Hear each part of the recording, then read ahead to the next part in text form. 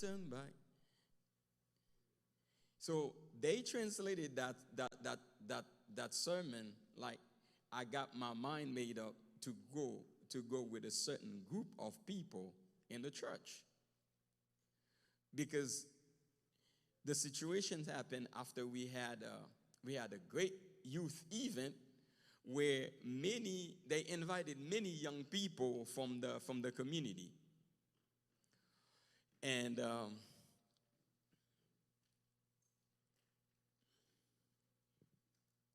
you go, Milan. There you go. No, that's good.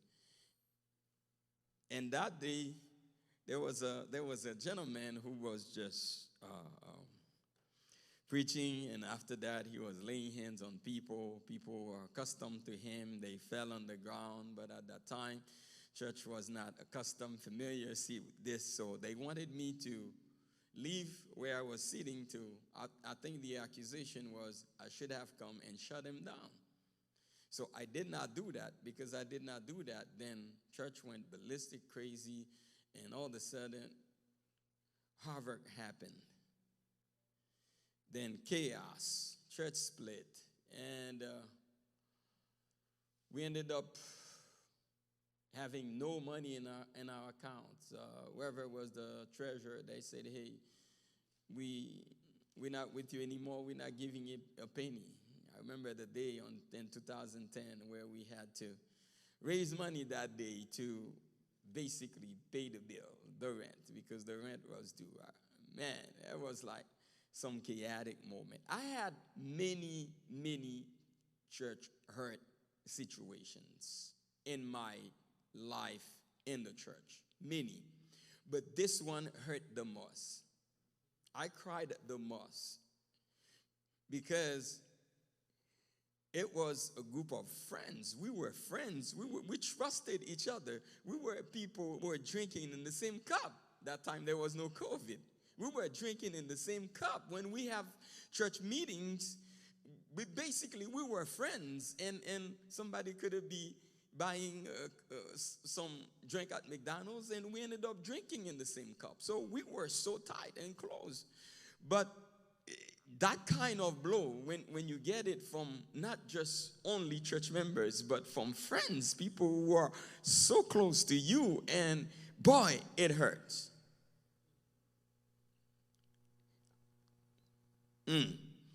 It hurt like, I don't know how to describe it. Almost like you feel your heart is splitting, is broken. The right word for it tonight is heartbroken. And at that time, friends, the ministry was at its peak. We were at ministry was going. There's a guy who said, "Man, this ministry is on the map." We were on the map. Church was packed with people, and we had youth coming from all over town. We host programs for them, services. Church was doing good, and all of a sudden things went so bad, and we could not even pay the bills for that month. So that's the time. It went so bad, we were obligated to change the name. That's when we changed the name to New Hope. Because the split left us with a handful of people.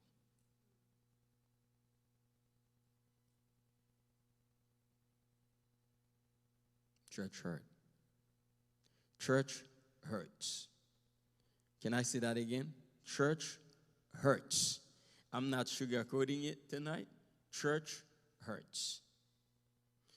And you will find people who are hurt by the church will continue to hurt one another.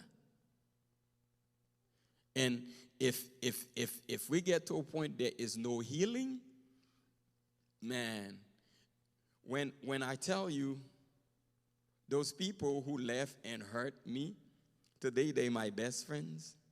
That's actually, some of them are my spiritual mentee.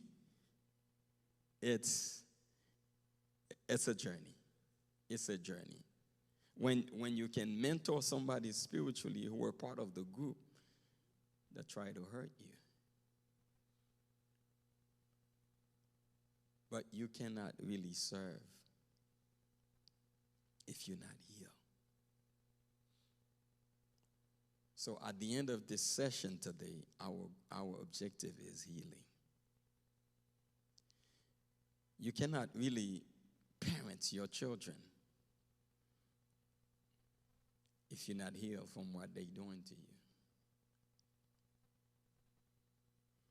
No relationship will be effective, will be great without healing. And that's what we're trying to offer tonight as a small group, to heal, to help each other heal from church hurt. Because all the skills we have it already. Most of you are professionals. You are professionals in your field. Of course, you could take this church and then take it to the next level. But if we stay here, stick to where we've been hurt, and there is no way we can use all the ability, all the skills that God is giving us. You will find a lot of us, we are more productive outside in the secular world than in the church. Why? It's because we've been hurt. And you're going to hear some statistics, man, that will blow your mind today in terms of church hurt. And until we're here, then we cannot serve the church. We will not have the liberty to serve the church. And how do we heal? Does the church provide any healing? How do we become healed people? Are we going to stay for the rest of our lives being hurt? Man.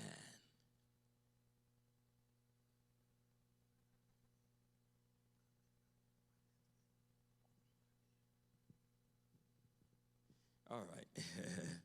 Yeah, I guess so. I like to be closer to people than. No, it's okay. It's all right.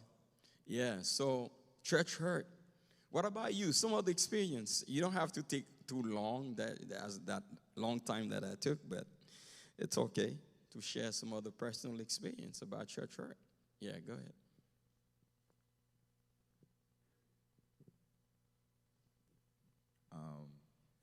I remember before I started serving in the position,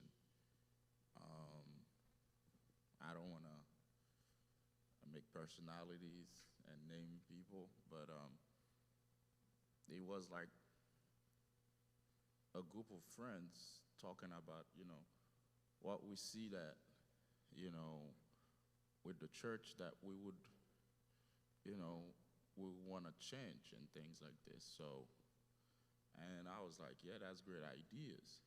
And I think we should put ourselves together, and because it's an organization we love, bring our expertise in those areas to really bring about the changes that we see, and things that we don't like that we would like to change. So it was more like, we see things that we don't like. So I usually, and even in my personal life, usually if I see something that I don't like, I'm not going to sit there and just criticize. So either I'm going to step in and do my best to change it, or if I cannot do anything about it, I just live with it. So I don't like to talk. So, but so I was the first domino, I would say, that falls in that group. That I stepped forward. So I'm like, we talked about it, and I think it was another meeting. So we're like, we talked about it. So join me. So let's get the work done. So pretty much, I remember I was getting a lot of. We went from talking about solutions of things that we want to do versus now it's like it feels like, we're talking about things that we're going to do, and then once you step in now, okay, it's like, okay, you change side type. So it started feeling like now it's no longer like, friends talking about moving into position to try to fix things. It becomes more like confrontational in a sense.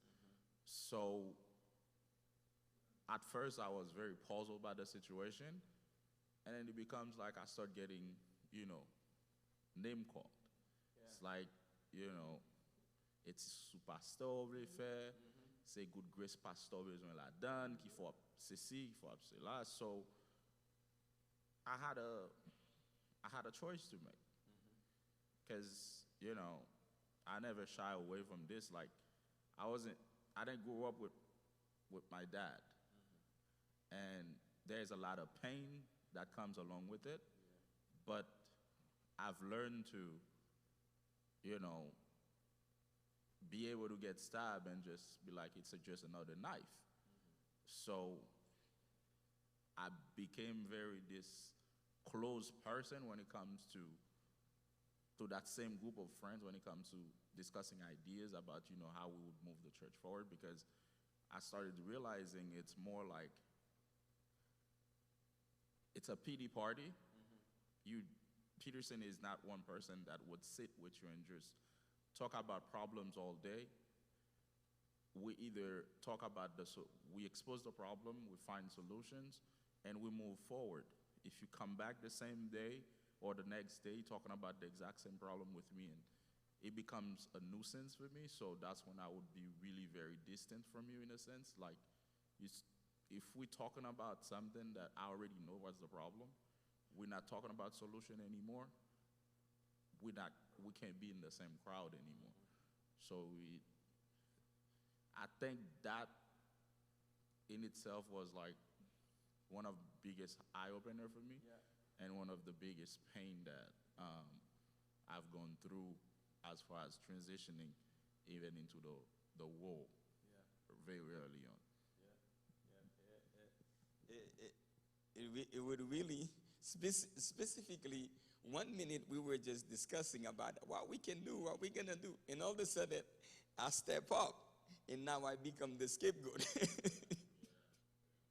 Anybody else want to share? Go ahead.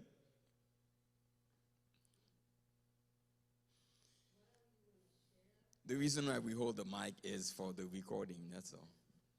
What I really want to share is that sometimes in church, I'm taking myself as an example, we get hurt because we are spiritually immature.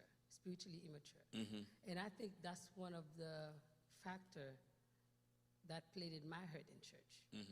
Because not only I was spiritually immature, but when you love too hard, you can get hurt very hard. And grew up in church, Miami, I was in church, I was in the youth, but most of my ministry was here. And I give my everything, 500% of myself. And one mistake I think I made was that I love the church more than I love God. And I think that was my mistake. And I felt like people, like you said earlier, people who were close to me, and I think it was kind of a jealousy type of thing. The fact that you doing stuff and I was getting crazy phone calls, or you think you are the one of the people who built this church. It was a lot. Right. And to a point, I was getting stalkers. People were stalking me at work, calling my phone, calling my work phone. I don't know how to get my work phone, but it was a lot. And I felt like I have to distance myself from the church and learn how to start loving me and love God. Learn maturity. And that's where my healing started coming from. Right. Because I was waiting for, I would say, the leaders of the church to have my back, which I felt like I was alone. I felt like I was in a hole by myself. Right. And I had no one to go to or run to, because I felt like, oh my God, I couldn't even pray. So I had to distance myself for a while. And I know people were talking, oh, how come you said you love New Hope and you left? I said, I never left New Hope. But I needed that for myself. Right. I need to distance myself and find that Closure. relationship with God. And when it was time, it was time. It was time for me to come back. It was time. Because God revealed it to me in my dreams several times. And where I see myself ministering with pastor and his wife. Every time I'm like, but I'm not even thinking. Because to a point, I never watch anything New Hope. I stay away from it because it was like I was going through a divorce. Yeah. But I needed it for my being. Yeah. Because I felt like that environment was not healthy for me. And when God wanted me back, I felt at ease. Yeah. I was, you know. Yeah, so you came back healed. Yes. Yes. And I know I attempt to come back and I thought, oh, nobody's going to, kick me out of the church, but I wasn't ready. I was doing it for me, for the love of the church, but not with the help of God. Yeah. But when I came back, it was God who brought me back. And I know we all get hurt in church, and like I said earlier, it had a lot to do with not being mature enough. Yeah. Spiritually. Yeah. And that alone will allow you, any little thing will make you fall or feel like, oh, this person hurt me and I can't move on, and or if you love someone so much, you're my friend and you're supposed to be my friend and you cannot hurt me. Yeah. And that's not reality. Yeah. A lot of times the devil will infiltrate in people you Your care inner for circle. the most, yes, to hurt you. And, and I'm happy the fact that not only I'm healed and I'm able to forgive and move on. Yeah. Yeah. So. That's good. Anybody else wants to share a word? All right. Yeah. Church hurt. Church hurts.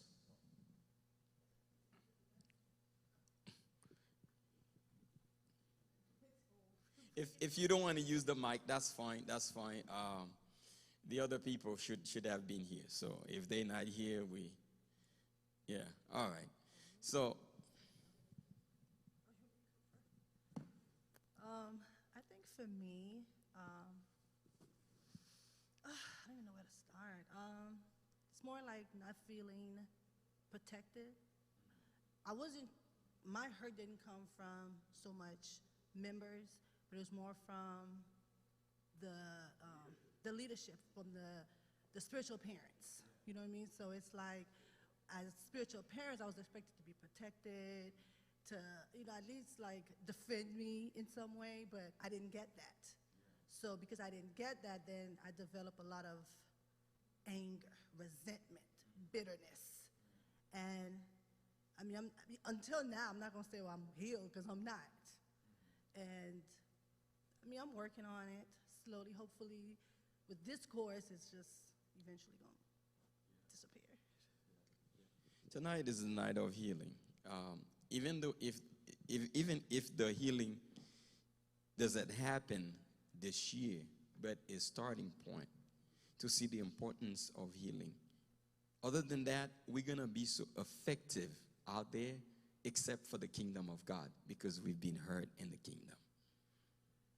But when we are hurt and healed in the kingdom, then we have weapons. We become experienced people who are able to deal with those kind of things. But not for you next time, next year, but it's to empower and equip somebody else. Basically, I can run the church by myself, but I cannot help the church to be a church by myself. So we need people. In my experience, I'm gonna let you talk. In my experience, I always say that I love dealing with people who have experience in nastiness and ugliness they overcome, than dealing with somebody who's holier than thou, never have experience, never been to anything, always eating in a silver platter. I don't know how to deal with people like that. But folks who've been somewhere, have some rough experience in life, you came from a humble beginning, I can go a long way with you, because we will understand each other quickly, because we know how it is to be hurt. And when you see somebody else hurting, you are not in that position, all you feel like is to give a shoulder. Because the reality of the church, friends, through this training, I'm going to shift your mindset about church, what church is supposed to be. Maybe we still don't have a church yet. Because the church is supposed to be a place where a handful of people who've been there, done that, and when they see somebody who've been in their shoes, they're like giving them a shoulder, pick them up, and say, come on, let's go. Let's go. We can make it. We can do it. Because I've been there, done that. That's church. That's basically the whole core concept of the church, is to really help somebody else getting ahead through my own experience. Isn't that what Jesus did? He went through our shoes. He wore our shoes in order to understand sin so that he can save us. So that's a church. Go. Yeah.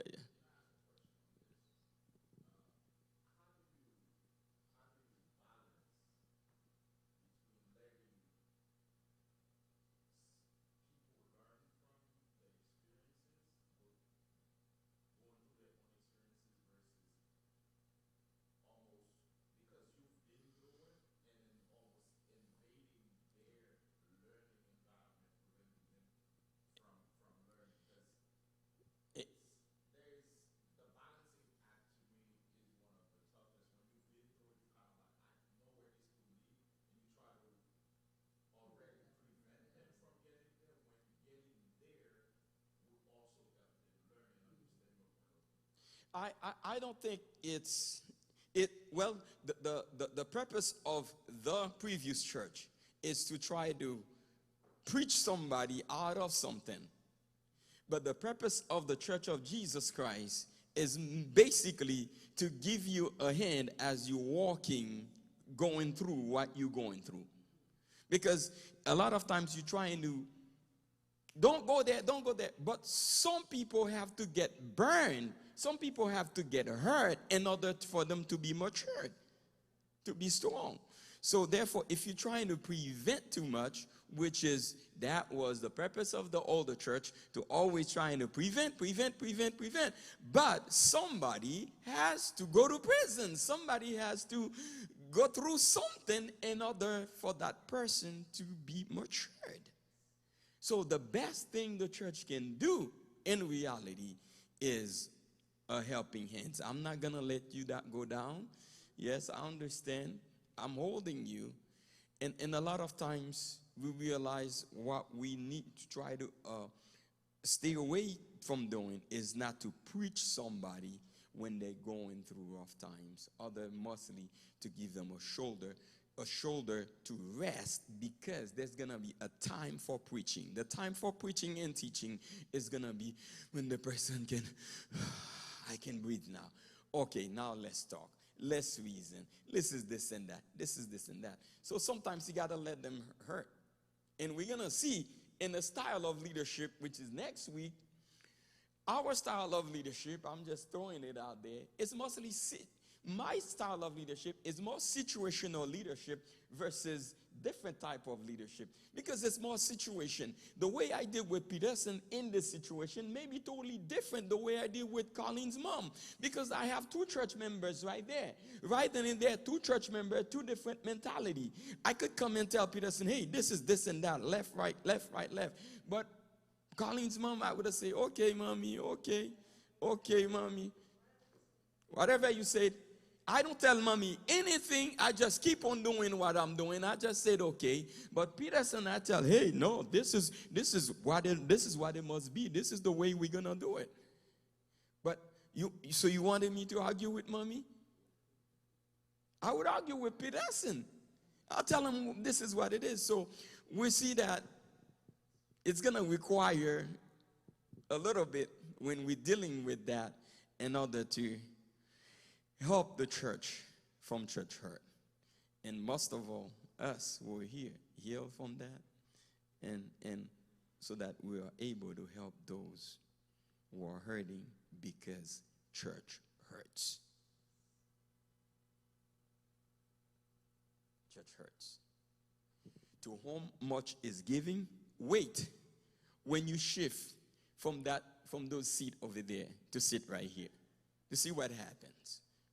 If you ever change seat, what happened? The first day you change, what's with her? Church hurts. Go ahead, Vienna. Yeah, my situation, I mean, my church hurt. I'm trying to, it happened so many years ago, because I did take a break from church, big time. Yeah, I mean, I did in 5 years, I would say, no, more than 5 years, I have not been really a consistent member in one assembly for the past 10 years. My daughter is 13 years old. I do go to church every week, and then I visit church, and then I navigate through. My thing, it wasn't because more towards me getting hurt, or maybe I might be hurting people because of decision that I have made. It was my thing with God. I was a worker in a ministry. It get to a point that on Sunday morning, I will from Friday night to Sunday night, it would be just like everything that's involved church. So youth ministry, children ministry, women ministry, and then I'm part of the board of the church, and then I'm part of the morning gathering. So, and I have to prepare everything, event planners and all that good stuff. So where do I find a church myself to consecrate time for me to pray my devotions? So during the week, yes, we go and we bowl that prayer before we go to work. We bowl that, study. Of course, we have to prepare the study for the week, for the Sunday school. So you prepare to work, but you're not really ministering to yourself. And then, yet, the leadership supposed to minister to us as well. So, but the ministry is the minister are so busy doing the same thing that I'm doing. So we all are ministering to others. We are studying to minister to others, but we're not getting ministered. So when it comes to that place after so many years, and then you're getting attacked by the enemy, and then you don't know how to deal with it, and then situations keep coming your ways, and you don't know how to deal with it because you have not taken the time to deal with that's coming to that life journey. So to me, when that happened, the first time that happened, it was a small church. And I don't know what happened. This is something that I'm trying to understand coming here now. I'm always going feeling cracks. I'm always going where church have been split. Most of the time, I had joined 3 ministries, and it happened that they have been split. There was some big issues. And for some reason, the first time was when I just moved here in 2000. When I joined that ministry, the church it was a group of Haitians that just joined Central Florida. They were big. And then for some reason, they split. And here I am. I was looking for a church. I'm it. I was it. So I embraced the ministry, helping everything. The second time, to that ministry, something happened again within like 2-3 years period. There was another crack, and then I was sitting there. I didn't even know what was going on. They were having it, and then I was like, what's going on?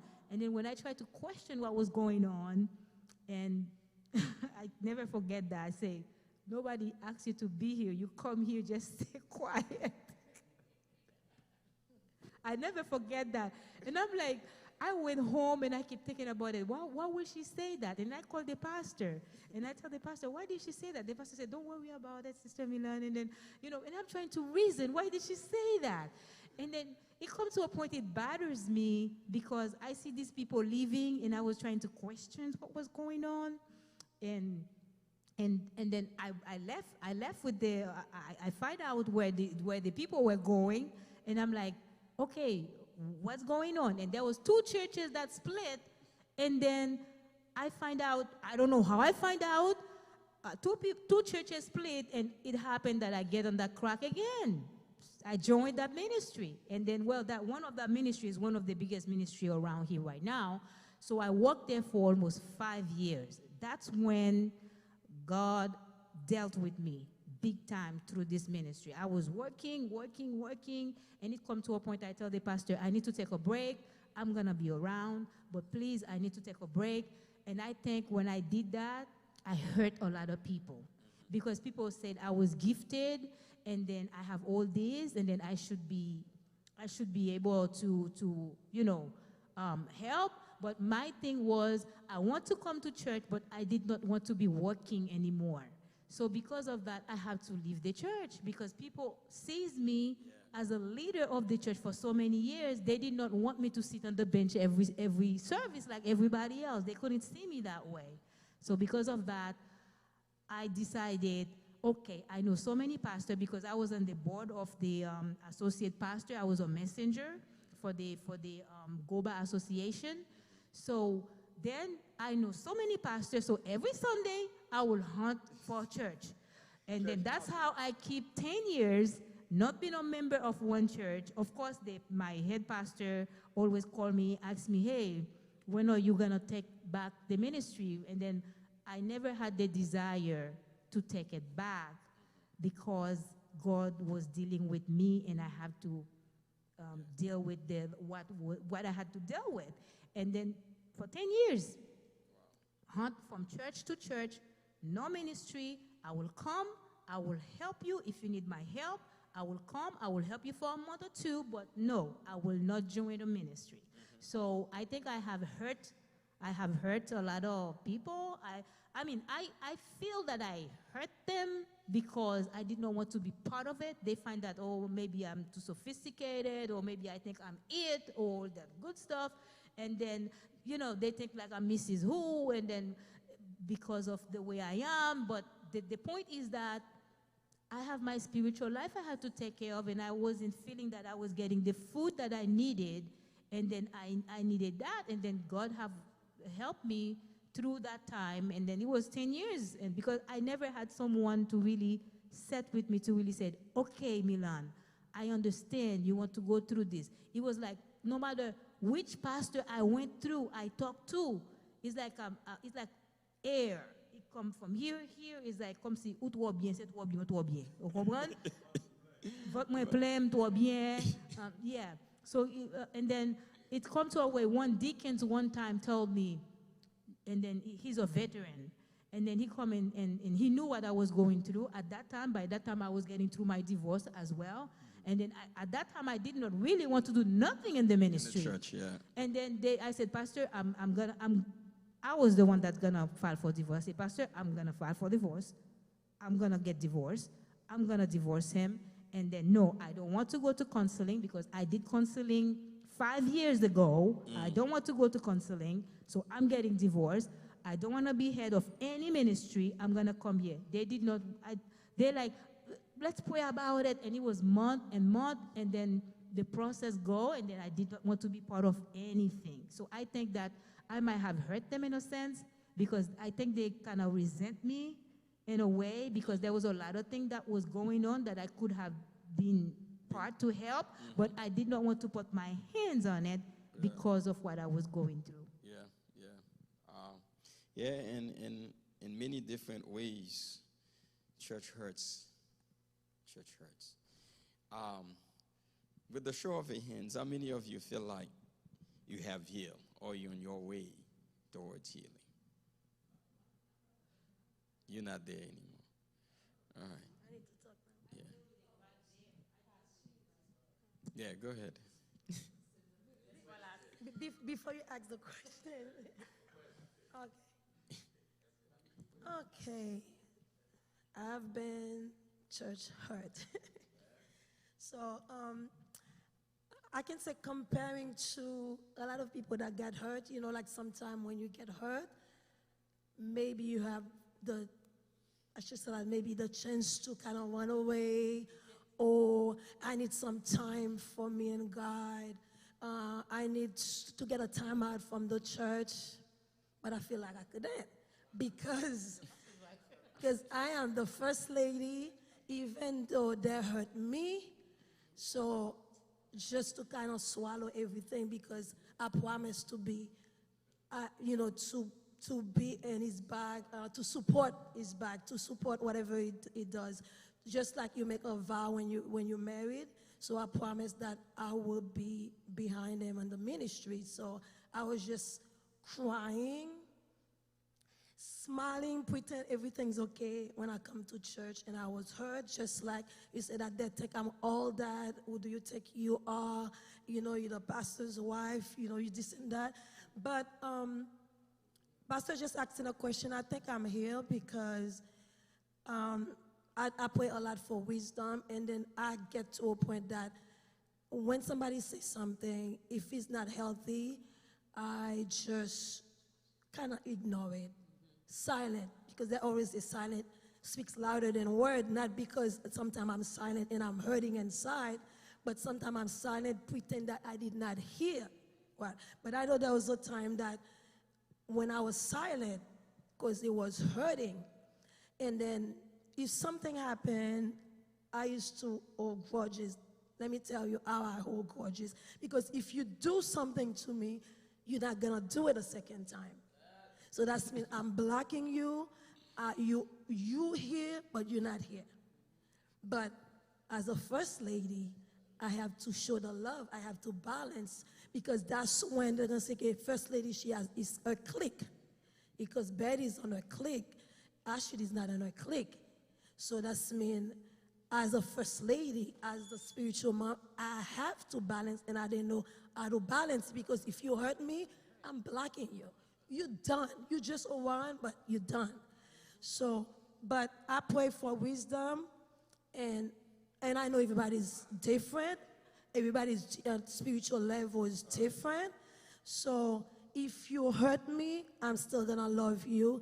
If you hurt me, I'm still going to love you. And I can see the difference since I'm praying for wisdom. Because even though you do something, when I hug you, the hug, I mean it because when I used to get hurt, sometimes if I see these people around, my heart start chasing because I know that I had something against them. But now, even though you do something, when I hug you, I mean it because I see the love. I don't feel my heart is heavy anymore. So I know I changed a lot, but I know when a lot of people was getting the time, I couldn't because I had to stick around and see, everything and crying and hurting and things like that. Yeah,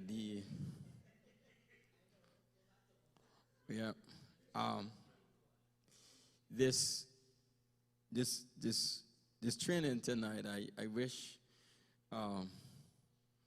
it was done when I started ministry on what to expect about church hurt and things like that, especially pastors' wives too. They don't go through the training that we go through, so they just something is just they drop it on the hands, so they got you first survive it. So it's really critical dealing with that, and it is same. Go ahead.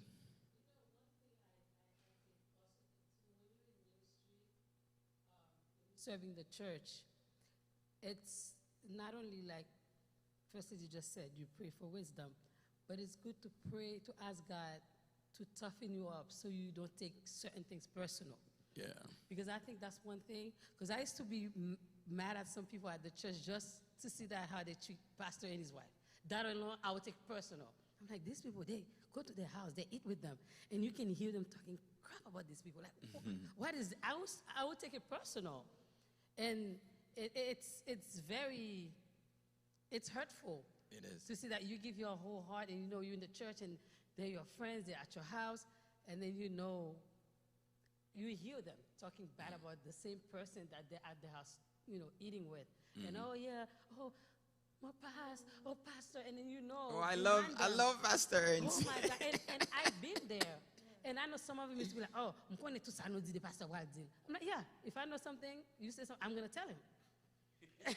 And I used to do that. I used to do that. And because it hurt me. Because I believe in people who are honest. But when you're in my back and muna have a toute girl and then you are supposed to be a church, you know, brothers, sisters, like family, then I think we need to pray for that so that can help, God can help us from taking certain things personal. Because it will make our hurt worse. Yeah. I think tonight I have more questions than I really have stories. How do you actually deal with trying to ignore the noise and also checking in? It's like doing a checkup with your heart to see how this has actually affected you per se, or either even cloud your judgment somehow. Because sometimes we try to really block out the noise for as long as we can. We say to ourselves, you know, we're not worried about this, we're not worried about that. And then in the long term, sometimes it's like a month, or I mean, not even a month, like 6 months or even a year later, you doing what you call a self-checkup, you realize that how I started versus how I am now has a direct correlation between the stabbing I've felt or of what I've seen going on. Like you come with the right intention, you stay with the right intention, yet you start having kind of like resistance towards some of the people that misunderstood what you actually trying to do. I don't know if anybody has something to say, but we are all human.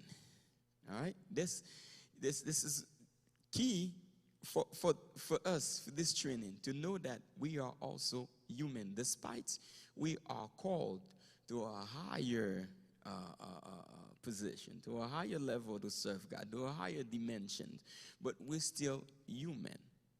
So therefore, we all can agree, man, we're going to feel it.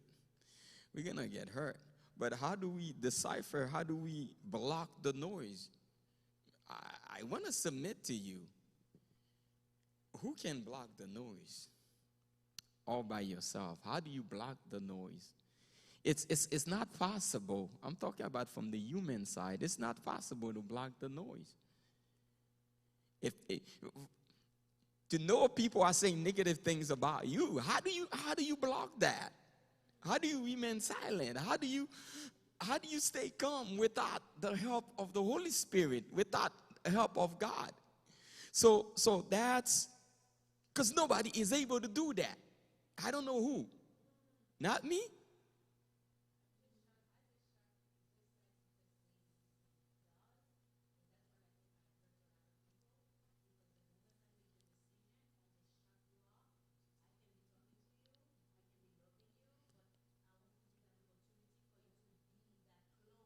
Yeah.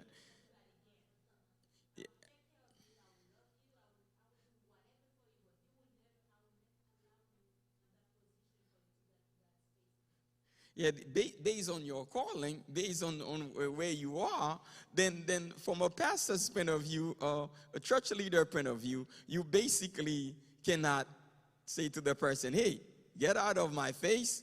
Because I know some folks who are just talking bad about me today, but they come here. I gotta minister to them. What do you do?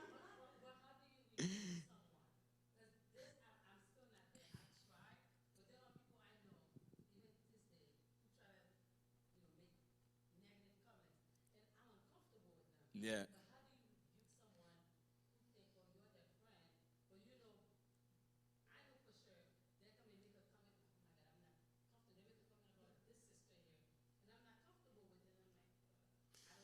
But how do you rebuke that person? That's when from the point of view I'm coming from, we cannot really ignore the noise. If we ignore it, it's gonna hurt us later on. Something is so some way you may try to ignore it for a minute or two, but it will try to hurt you. So the best thing to do is to confront it. When you confront it, you will have peace because you cannot really ignore it. I understand what my wife is about to say, is that we are dealing with people sometimes. When you confront them, they act like they're the victim. Yeah. So instead of, so they act like they are the victim. But the key thing in this is to confront in love and to free yourself. Because at the end of the day, who needs healing? It's me. Who needs myself? It's me. Who needs me to get things together? I need that for myself. Because there are some people, when they go into season like this, they can't sleep, they can't eat, they can't do anything. This thing is overtaking them. Yeah. So free yourself. Okay, so one thing, so I think you say, how do you kind of ignore that, or how do you pass that? So I am comparing the calling that I used to be and the calling now. So there was a time that I was hurt, and people was hurting me, like church folks, just like they always say, church folks, or no hope hurt me and things like that. So for me to get the solution or to feel better, for my heart to feel better, I have to sit with you. I have to sit with you. I have to explain my part of the story just to tell you that, yes, this is what you did or you hurt me, and I feel good and move on. But sometimes it's good to have somebody, because I like to vent, but you have to find the right person to vent to. So I vent to my husband. And sometimes, so many times, yeah. Because, for example, let's say I vent to Sister Ashley, girl, I will not leave that alone. You better go to her. Versus somebody, okay, be the bigger person. Because there was a time, okay, I have to sit with you. Several times, I see this, say, my sister, you hurt me. Oh my God. You know, sometimes when you can.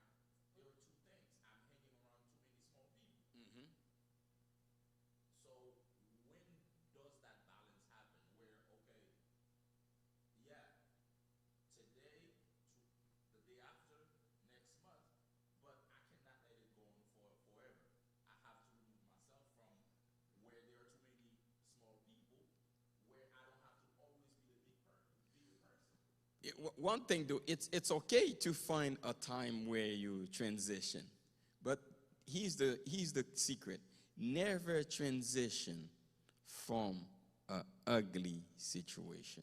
So try to be the bigger person this time, and that's it. That's it. But if you leave transition, then you leave the whole mess right there. So you still part of the mess, even though you position yourself over there. So it's always good. Well, I'm going to be the bigger person once and for all for these small people. And there are small people in the world. So you draw the line in the sand. You say, man, this is it, this and that.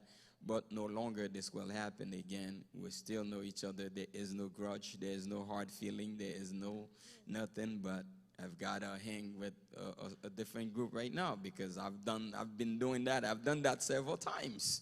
But the key thing is to try to solve the matter and move on. Yeah, so let me finish. Oh, yeah. Yeah, I'm not done. So, okay, so that's mean like when the first day said.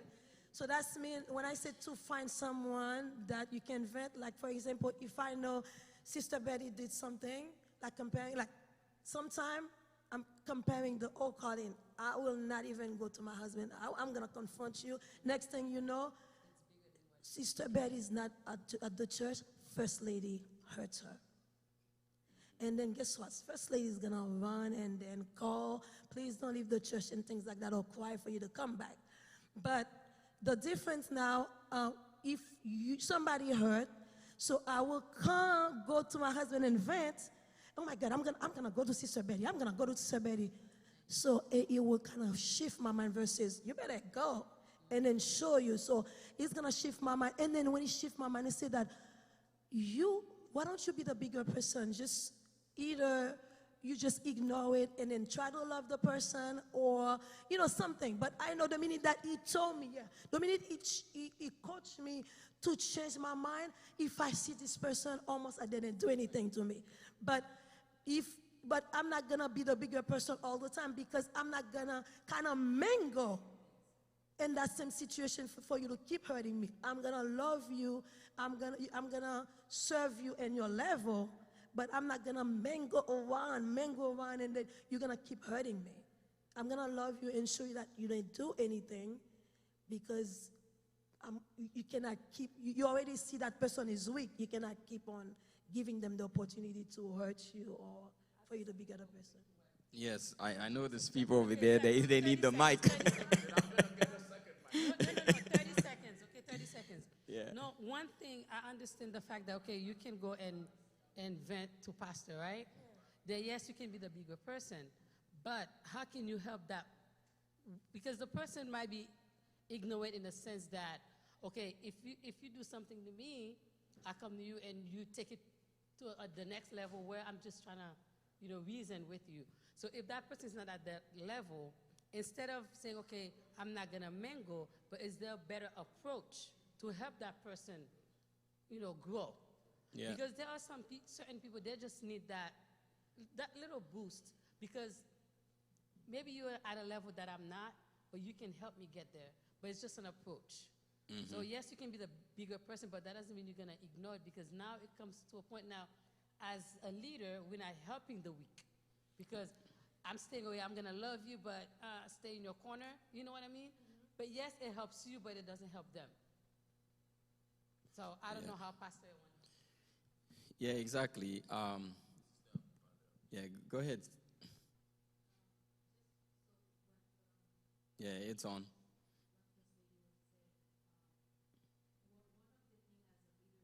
One second. Brother Jitson, montez volume dans pour lui, s'il vous plaît.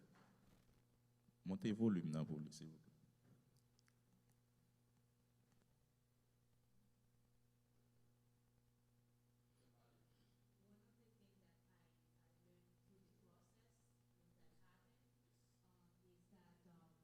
As a leader, you have to kind of learn what trigger you. And the next thing that can trigger you, of course, this you have to pray a lot, because you might don't think something trigger you to upset somebody, or you upset somebody. And I discovered that through, of course, to prayer, to study. You have to find out what's triggering you. When we're talking about little people, big people, let me be the bigger person. But what's going to make me the bigger person is dealing with things that can trigger me, or things that I can use to target or trigger somebody. Mm-hmm. And then we can do that a lot based on our personality type, based on the way that we do things, or behavior, and all these things. So this is something that I learned. People say, how can we get along with so many people? Well, we have to learn to do that as a leader, to learn to deal with those things that trigger us to get up upset, and also learn to put some, the church members in a position where you trigger them either for them to attack you. And that's one thing I discovered in leadership. It's more like I was doing a lot of things that trigger people to get upset, because I'm a control person. I'm very methodical. I'm analytical, and when things need to be done, they gotta be done. They have to be done on time. Mm-hmm. So if you're someone you're not disciplined, you cannot do things on time, I'm gonna trigger you. Yeah. So I need patience. So I have to use the fruit of the spirit. Yeah. Be patient, control, try to contain myself,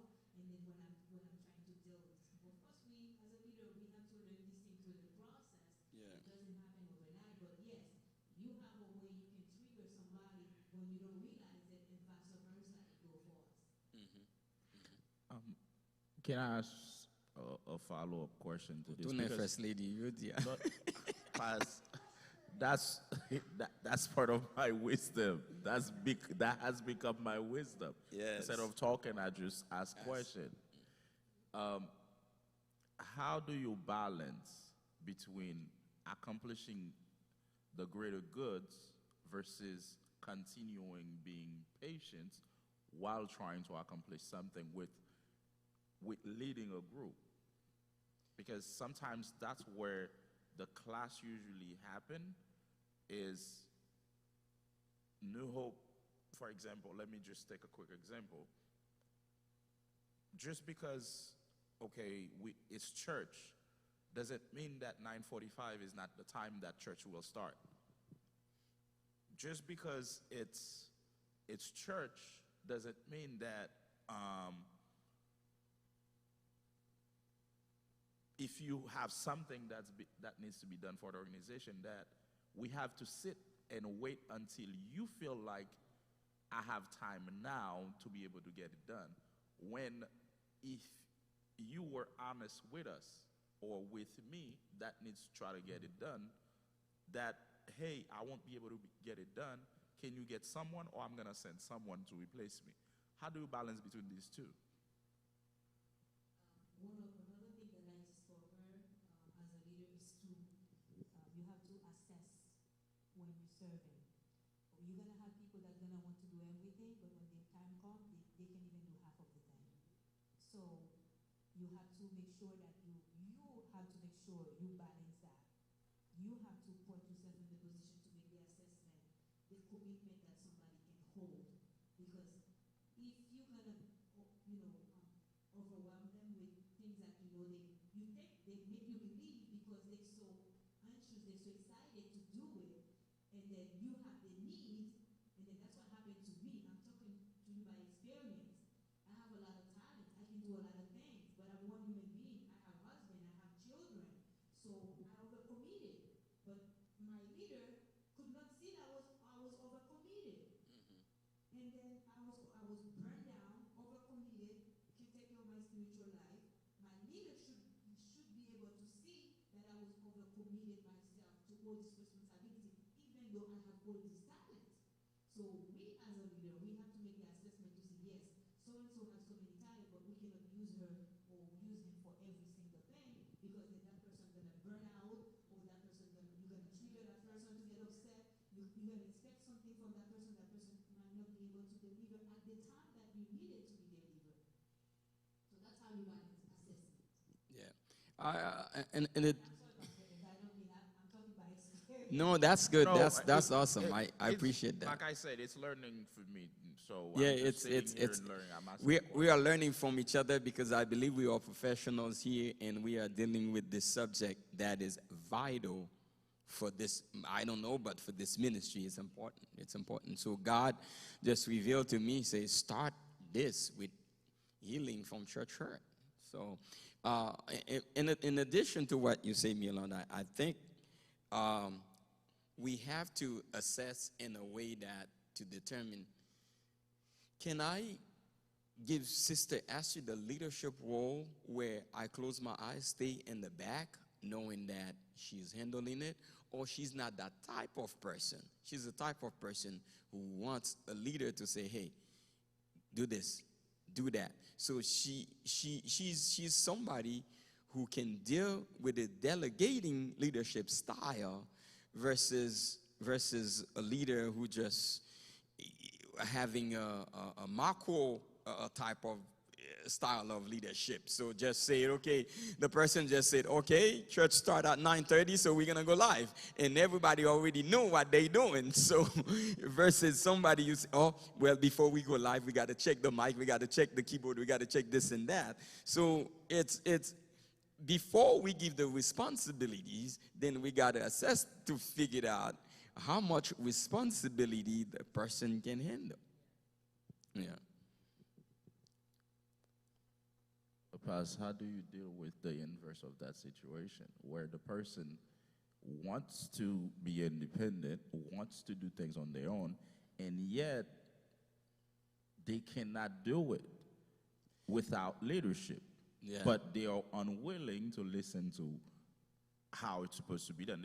It's like, okay, guys, we singing this, and that song, for example, and that person is the one that's going to lead it because they best at it.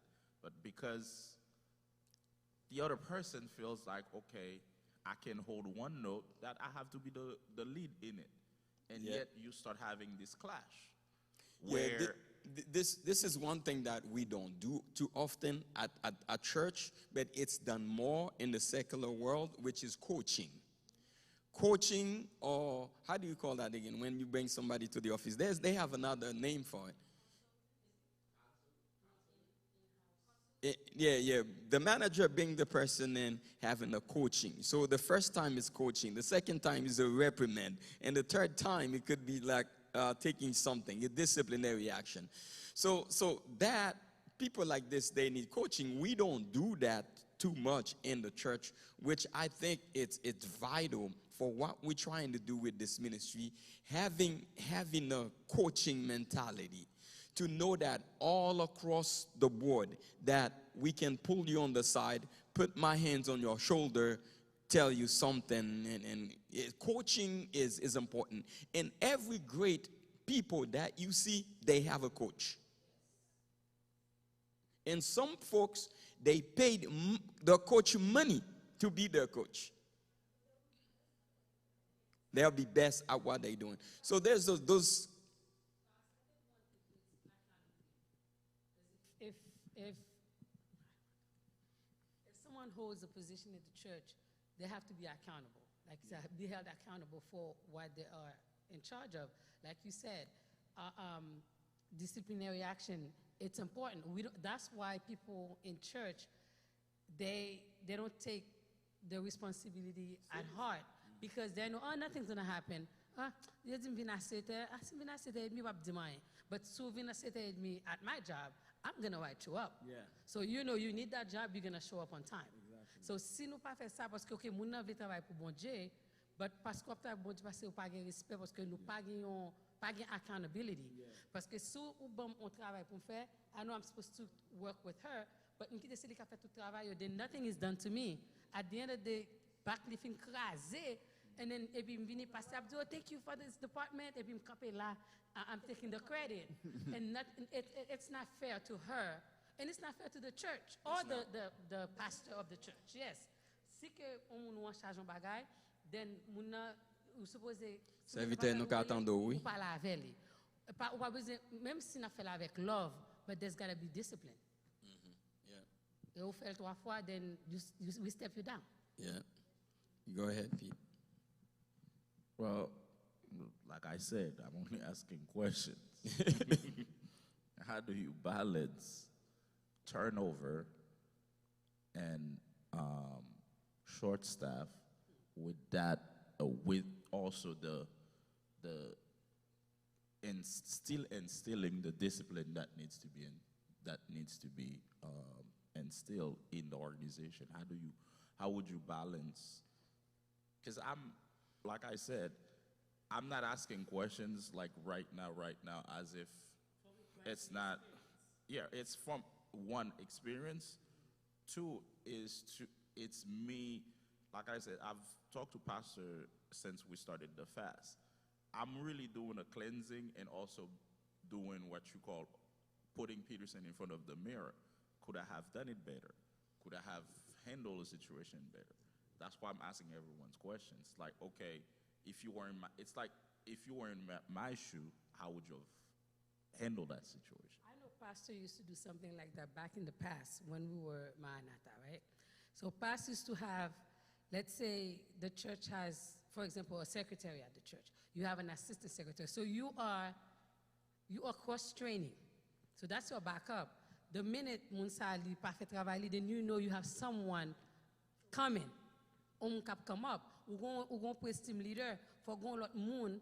I remember Frère Claude used to do that a lot. Donc, you know, my pastor, I'm going to lead with. Nous toujours faire back, but that was a good thing because Andy leader a voulu propose, okay, they vient marcher avec a chip on the shoulder like, hey, I'm all that. then the next person who can take over. So I think cross training is important. So si nous gen chaque département, moun n'a pas qu'à seulement qui kembe monopole là, nobody else is learning what that person can do. Don't miss, So the, that don't miss the part of the portion that's yeah, you said turnover. short staff. Yeah, when The portion is to balance Turnover and short staff. the rules of turnover and being short staff as well. It's like I've always instilled what you call I'm always hiring type of mentality. Yes. I'm always recruiting. There's also, like, for the past 2.5 years, like, we've dealt with COVID, so it's not many people that were in church per se. So you have the balancing act of turnover, short staff, and still implementing the rules of operation. It's the actuality of things. It's not like I'm asking questions out of the blue or pulling, like playing devil's advocate. That's the reality sometimes. So yeah, I think that's where coaching comes. Maybe you can implement a little bit of coaching, a little bit more coaching, because some folks, they simply never been aware of what nan bon créole qui dégât qu'a fait based on that personality or that way of leading.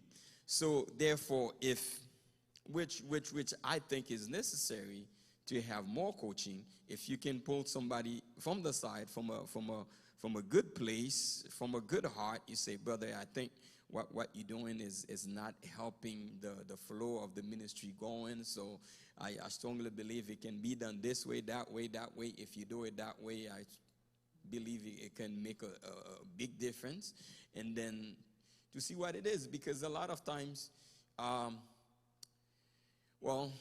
more people are not here, but when you approach them that way, they get mad, where there was no need to get mad.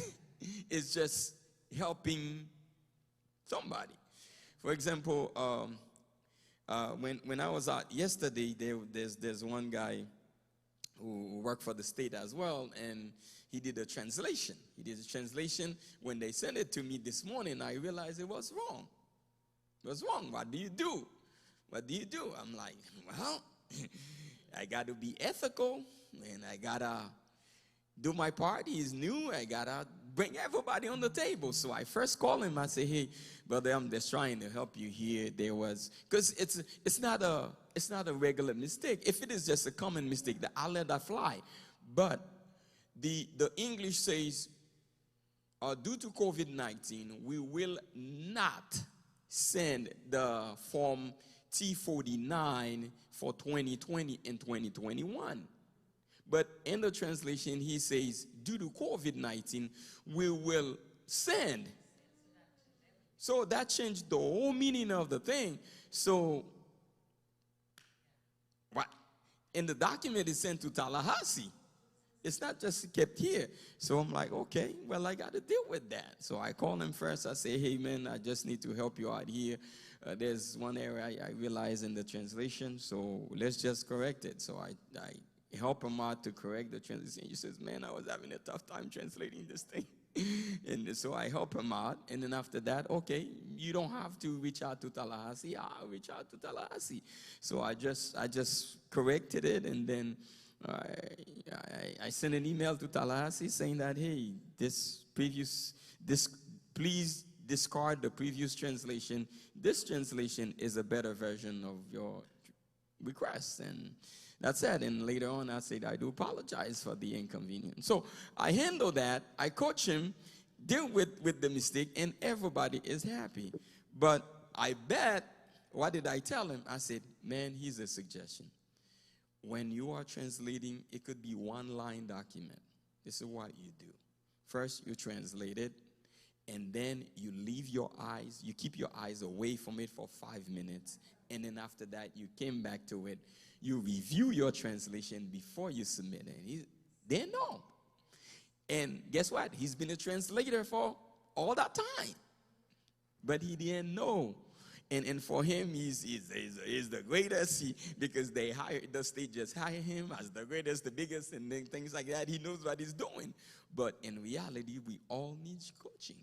So now let's remove the work and put church. How do we deal with that? Because the same scenario that you just told me, that if I was in church and you're telling me I make a mistake on a position that I'm in, I'm gonna leave the church. Yeah.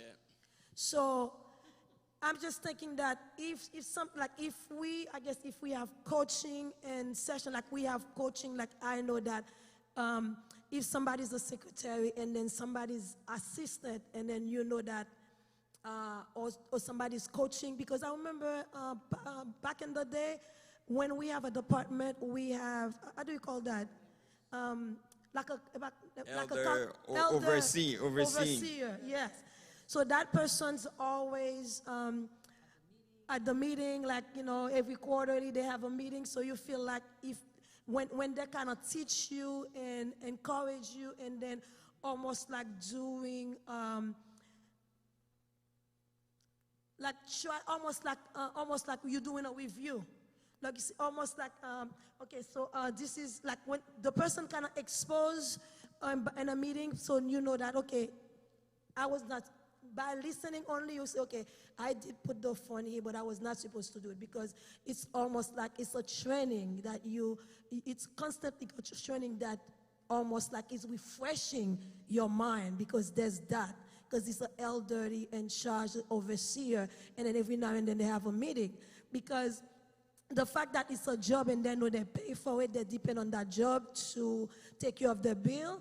So even though they suspended them, or they say, okay, you're going to be on a leave of absence with no pay. Whenever the time is ready, they will come back because they need that job. But if we do that in church, they may not come back, because they're going to say the pastor, the elder hurt me, because they say that I'm not competent, I'm not this, I'm that. So I don't know, how do we approach, or maybe if we need almost like a meeting or something to kind of refresh their mind, to show them the task, to remind them this is what they're doing in the task. Of course, like if they make a mistake, they will probably more willing to listen and to make correction, versus I'm gonna go to you and say, oh, you just sent this to the other church, and then you make a mistake. Well, here it is. For those who are not part of this, they don't know, but I bet if any one of us, it's to the betterment of the ministry or the organization that we coach each other. We receive coaching. It's not to belittle anybody, but actually is to empower each other. Yeah. Well,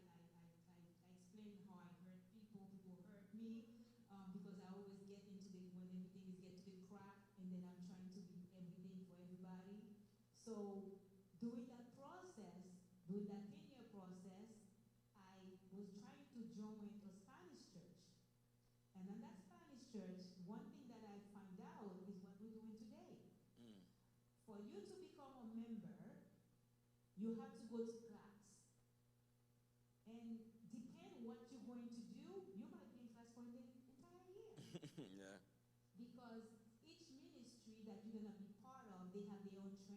Yeah.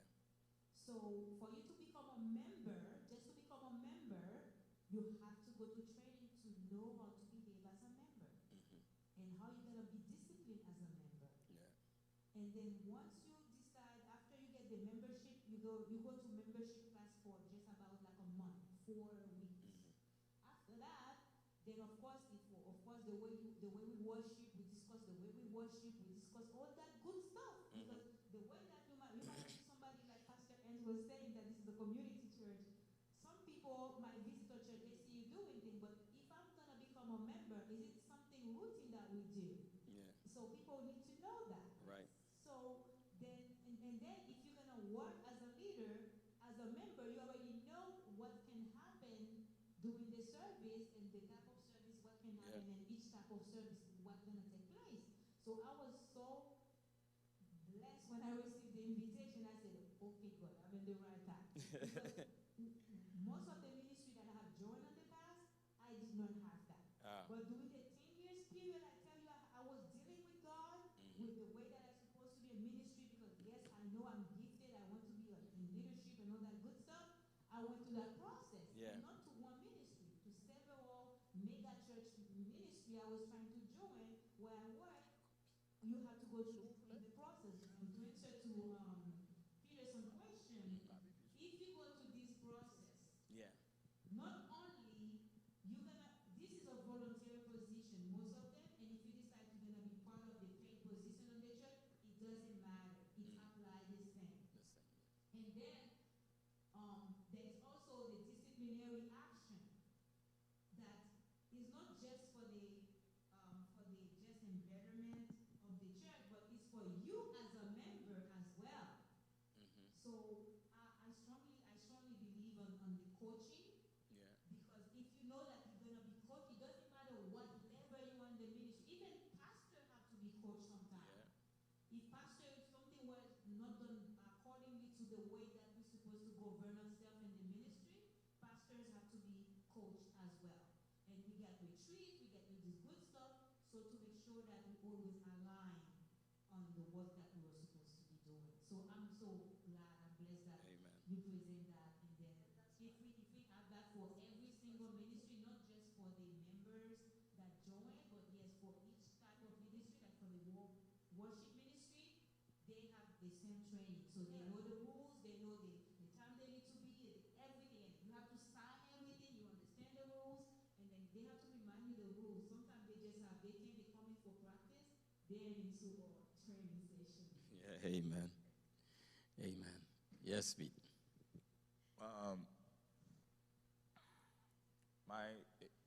She kind of touched on it, but it is just where I was going with the follow-up question to this First Lady just went right into my brain and start grabbing stuff now.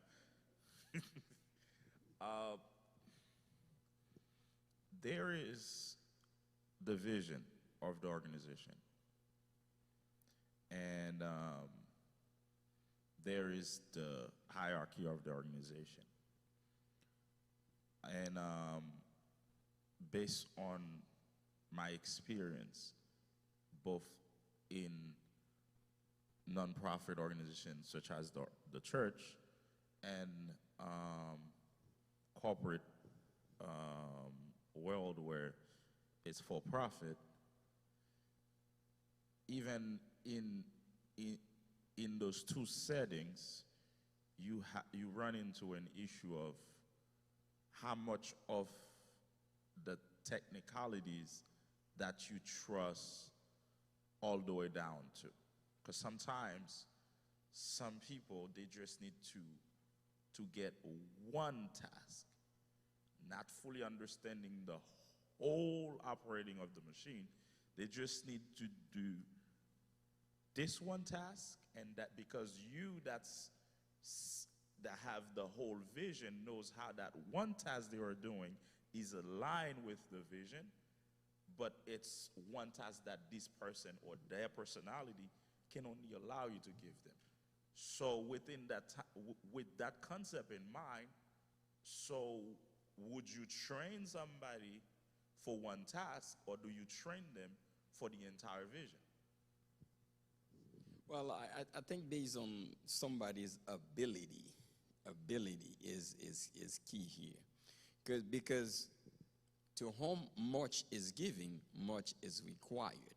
So therefore, if the person does not have the ability to handle many tasks, multitasking, then the person's simply not able to.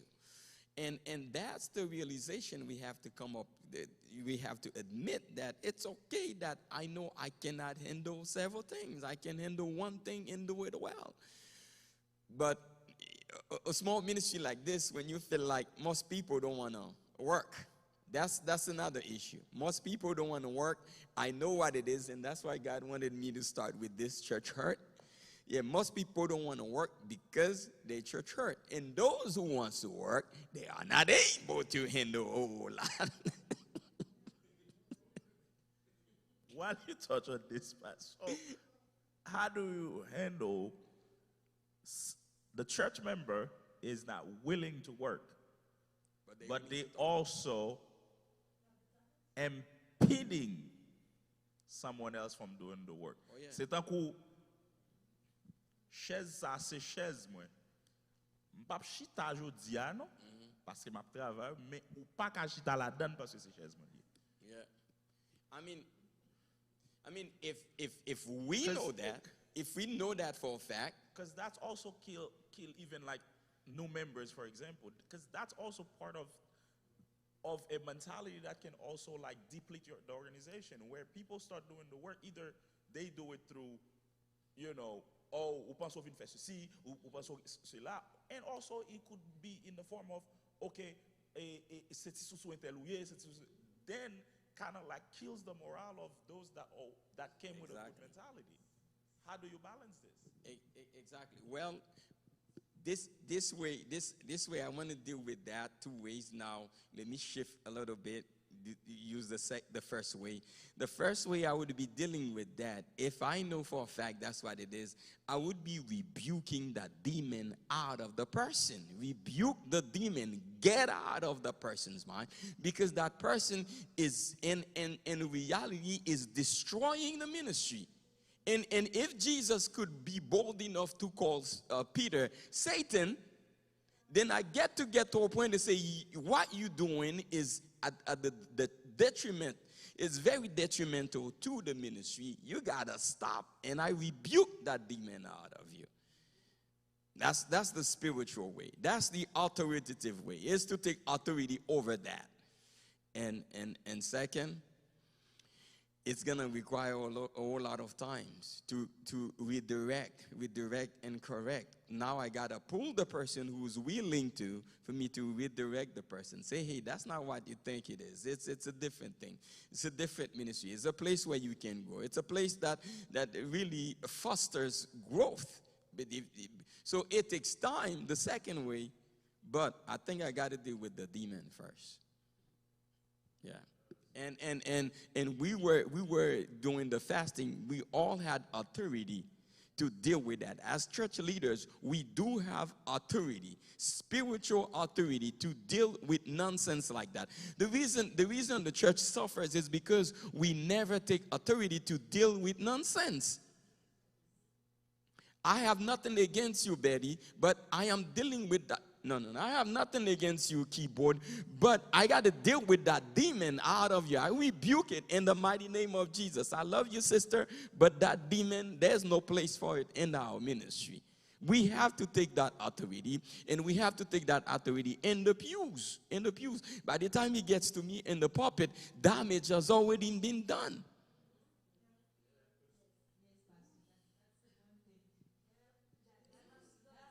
No, get it by.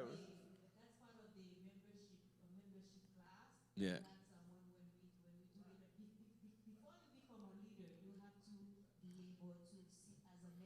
Yeah. Mm-hmm.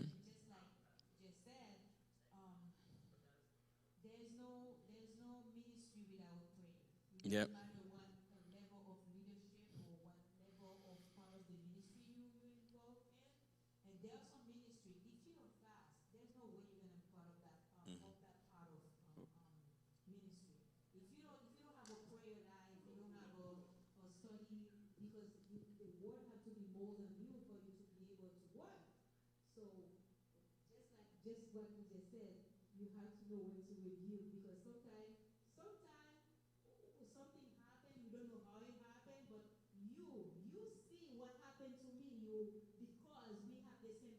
the same spirit. You have to know when I'm out of order for you to put me in order.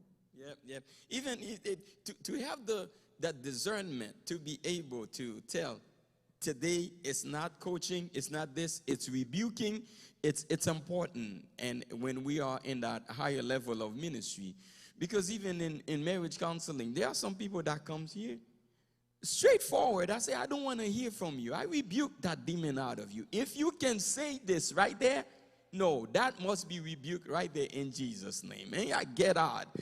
Get out here. And I need you here, but not that spirit. Pass. So, how do you deal with this? Because it's very, very, like, the reason I ask those type of questions, not only because I'm fully aware of 90% that goes around me, even though I don't address things, but how do you deal with a situation like, for example, Pastor Ernst is senior here, been here for a long time, but I'm new in the organization.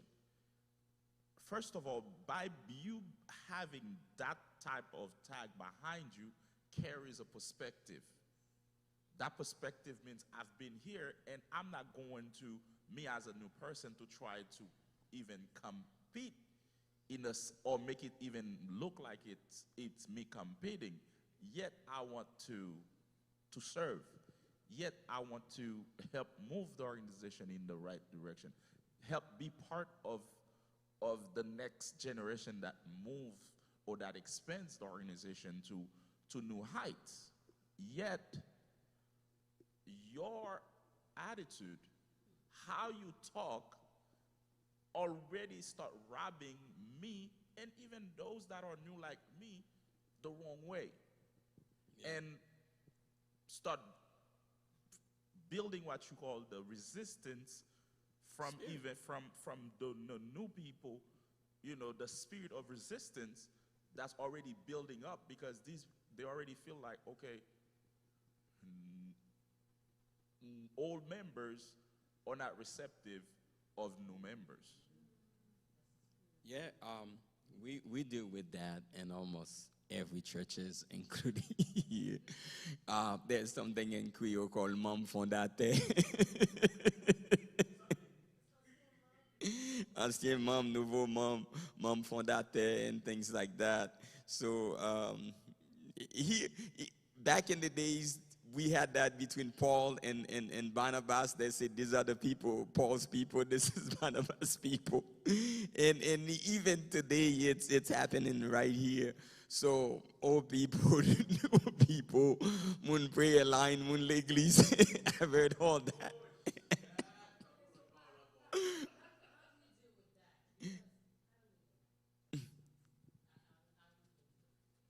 Yeah.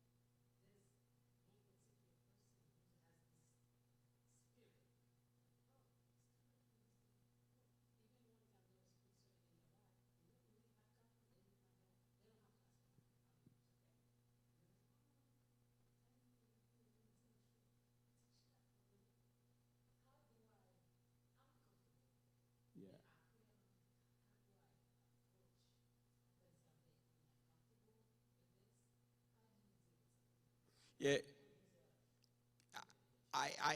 I have this answer from the tip of my lips for a long time that I want to share it. And here it is. We are here for one person and a human person. So we got two leaders that we are following here. Two leaders. Pay attention. First leader is Jesus Christ, the number one pastor of the church. What would he do from the people from Israel, from Jerusalem, and the people from Capernaum? What would he do?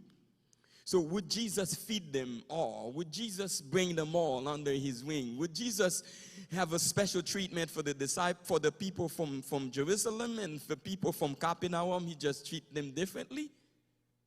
So that's one way we are dealing with everybody. And second, believe it or not, since God placed me here, you got to follow the way I move. That's the way the boat goes. You follow the way I move, my style. My style is everybody is everybody. Everybody is good. Everybody. Combien sou de gen 20 ans dans l'église là, sou gen 1 an. So I just give you the same love, the same hug. I appreciate people the same way. I help people the same way. I treat people the same way. Whether you've been there, although moun gete là longtemps yo, m'gon ti bay.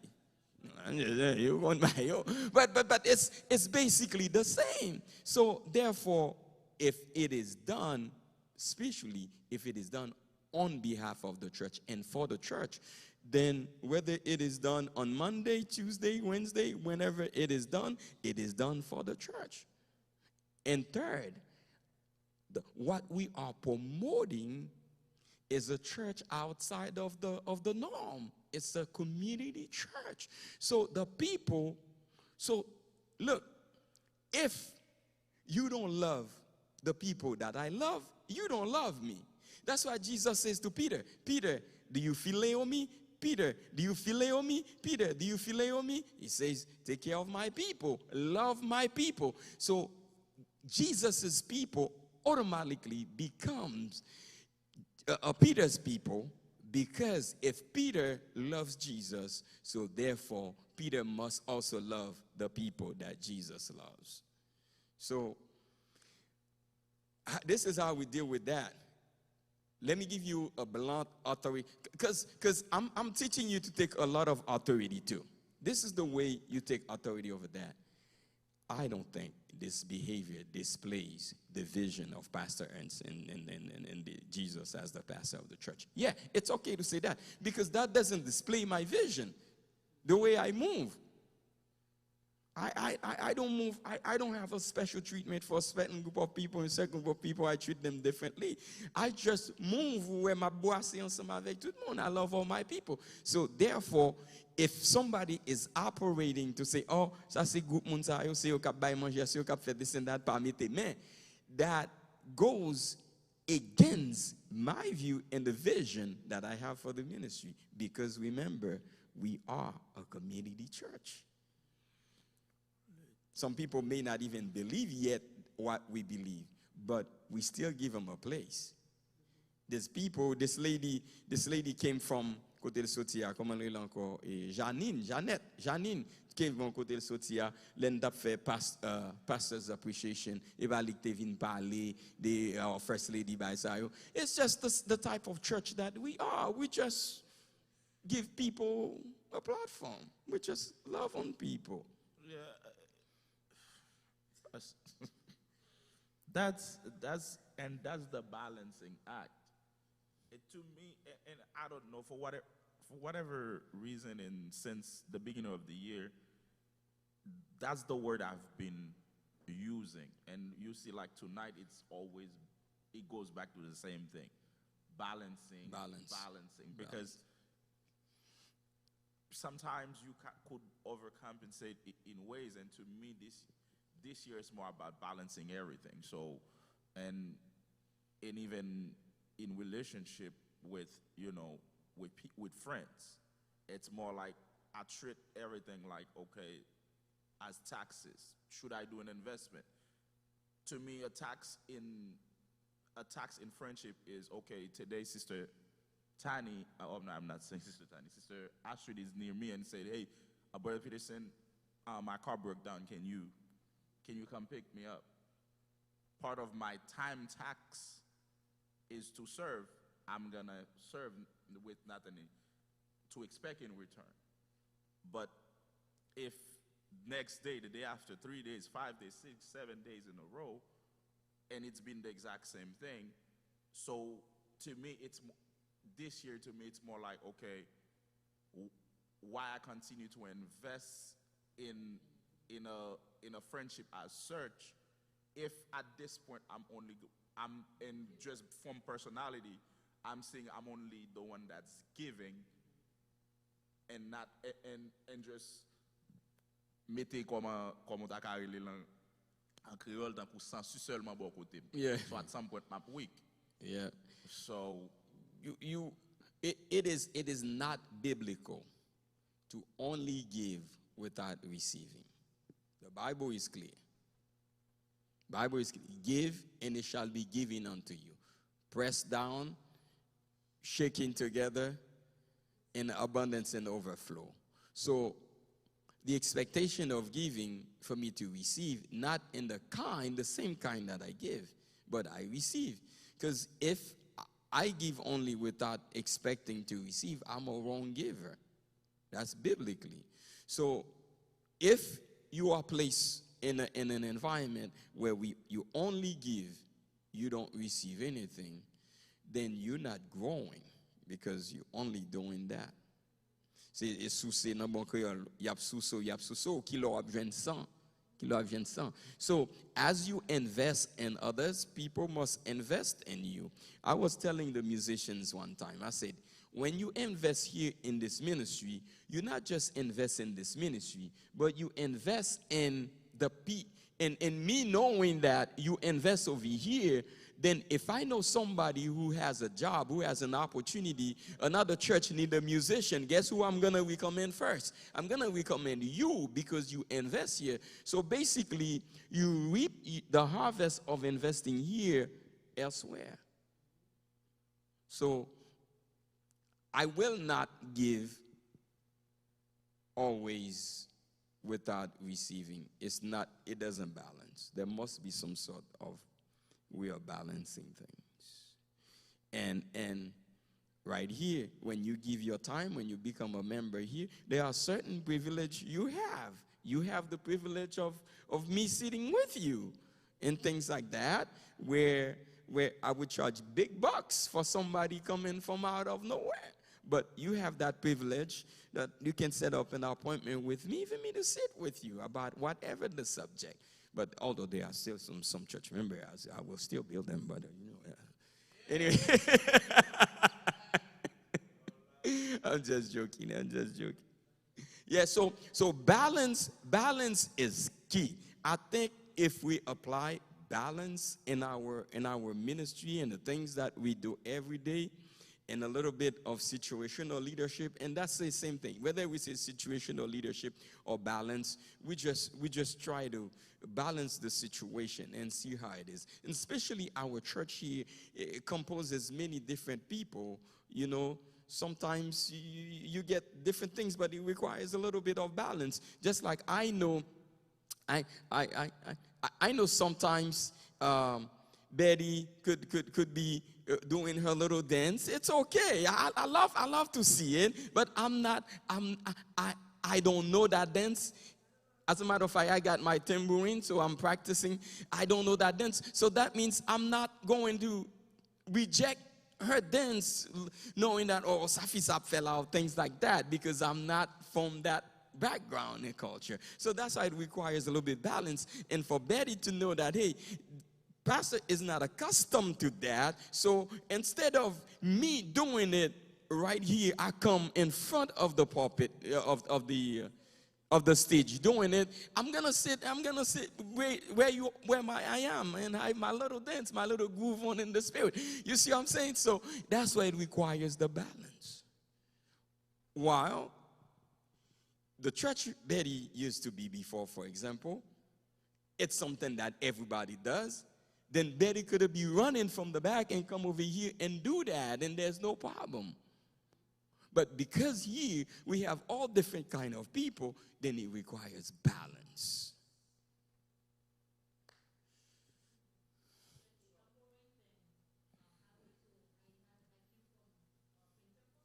Uh-huh. Yeah. Yeah. Yeah. Well, yeah. Man, they will put you out.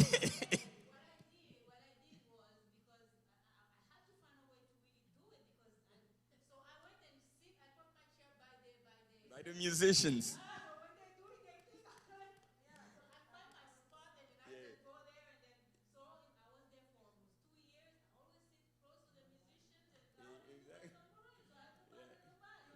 Can you hear the tambourine? Béni sont Dieu par nos cantiques. Exactly.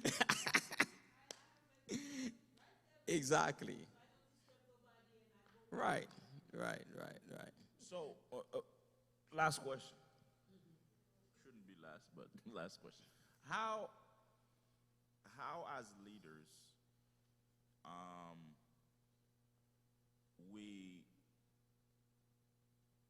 try to cultivate an attitude of welcoming and also an attitude of serving,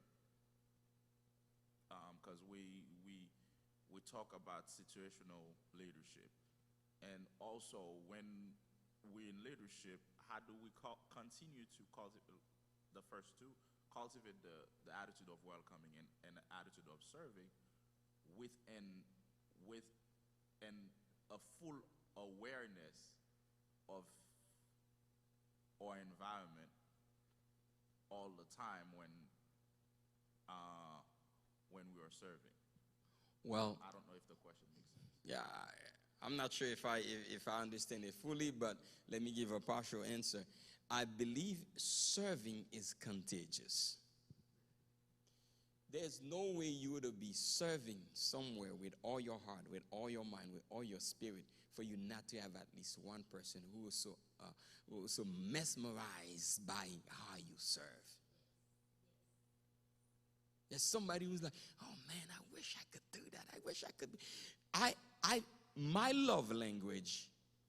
Do you know my love language except for my wife? Sister Astrid, you must know that. Acts of service. So if you really want to love me, just serve. Just serve.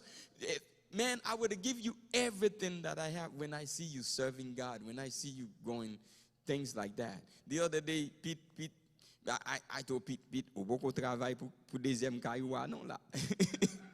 Because at a point of time, Pete was here with me, 11h10 soir, minuit, and God, boom, bless him. And I strongly believe anybody who work diligently for the kingdom of God, your reward will be great in heaven and on earth. And on earth. Blessed are the meek, they will inherit the earth. So there are things on the earth I will inherit. So that's putting all that together, the art, see, I'm adding another word, the art of service will always overcome anything else that would come as negativity around service. Because when you serve with your full heart, there is an art coming out of this. And you have the eyes. You have the eyes. One more example. Deux moun. Ou même, je vais prendre un exemple sur nous tous les deux. Ou même avec Judson. Monsieur, c'est gros serviteur. But do you know he missed the little details? He missed a whole bunch of little details. Maybe because he feels like he's coming over here to serve me only. And he misses, a lot of times I notice that he misses a lot of minor details. Minor details like, my mic needs battery. Minor details like, I need a tissue. Minor, small things, but he serves on the big things, making sure I come here, making sure I leave the room, making sure. But the minor details, he's missing on them. Versus you up there, because you, comparing the two of you, you give all your heart here more than him. You see the understanding? He serves big, but he's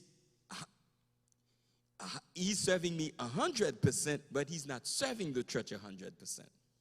So because he's not serving the church 100%, he misses on a whole lot of minor, simple details that he missed on. Versus you are serving the church 100%, including me. There are some minor details. You catch on them right quick. Isn't that true? while I'm here, I'm a great observer, man. I can observe things. I can tell you, I can talk about every single person in the ministry. God bless me with that. So, therefore, when you have the art of serving and you are serving with your full heart, man, serving is contagious. I don't care what somebody tells me.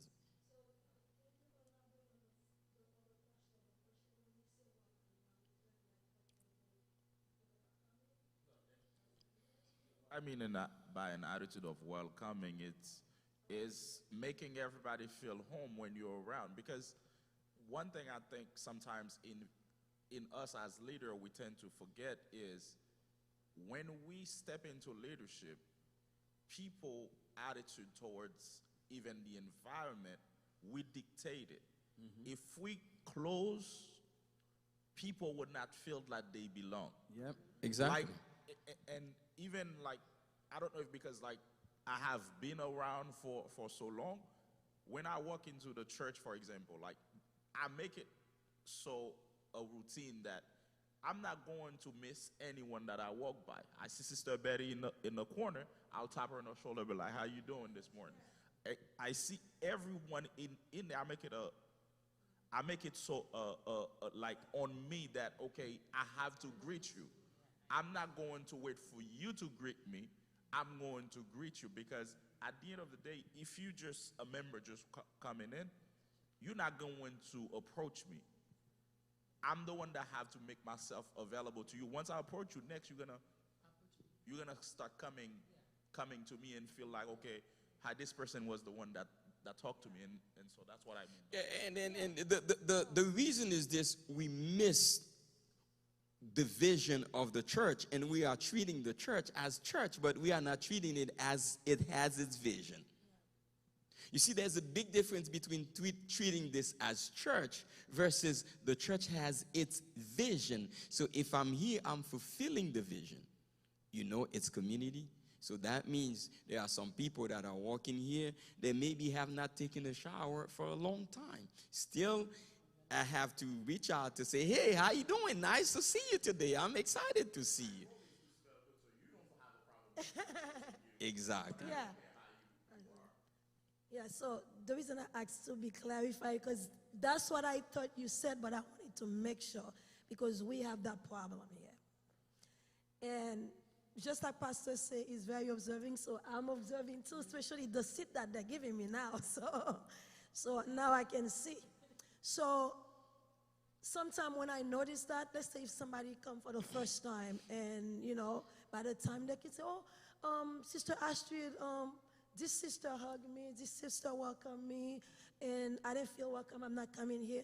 But sometimes I like to encourage, especially like our members when there's a visitors to, just to make them feel welcome, because some of them, they were just walking and they feel probably they're depressed and they just see a church, heard the music, and they're coming. But some people, they're not comfortable, because if somebody just sees someone new, they like to observe before they say hi, before they confront you, before they even close, because they like to take their times to observe for some reason. Like maybe like 2 to 3 times who comes, they will approach you. So the question is, how do we deal with someone like that? The fact that they don't have the welcoming heart, should I say that? So they like to take their time before they. Yeah. I think it starts with the leaders, because exactly. I know before COVID, no hope, you come in, everybody, but I noticed every time Pastor say, well, put on your mask and go out, and I see leaders of the church sitting, and I pass my head, you get a whole close say hello, because I see them sitting down. So if leaders are not doing it, members are not part. But if they come, they see you doing it, he's doing it. So everybody's gonna feel like, okay, they get accustomed to this. But there are a lot of leaders in the church. They sit down. Yeah, you see, it is purposeful that the devotional for this morning is multiplying through obedience. Because the only way for us to multiply is through obedience. So it's almost like you have no other option. Can you imagine Peterson as the administrator of the church and not passing around, shaking hands, not saying anything? You basically do not represent the value and the belief of the church. So Peterson does not do it for him. He does it because he is one of the people who carries the value and the mission of the ministry. It's the same thing for every organization that we are working on. They have their own mission and things like that. There is my wife and I, we went to Tampa. We were checking out. As a matter of fact, all of us save the date, please save the date, June 3rd to the 5th. Yeah, save the date. No, it's for everybody. Singles, it's for singles, for everyone. There's gonna be session for single people. There's gonna be dating session for people to come and check out people for dating and things like that. So we went out hotel hopping, but guess how we picked the hotel that we picked? Exactly. They said, "Welcome to Marriott," and that's the only hotel. We went hotel hopping from Tampa all the way to Clearwater. That's the only hotel that offered us a bottle of water.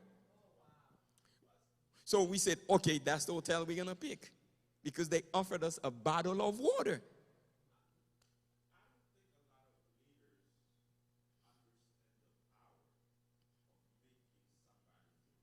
Yeah.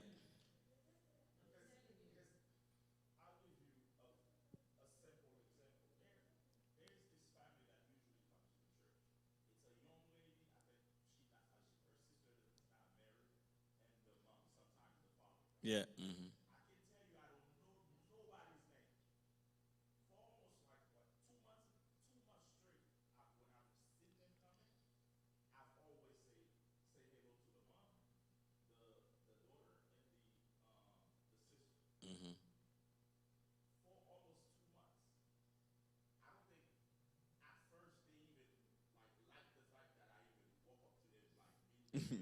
Mm-hmm.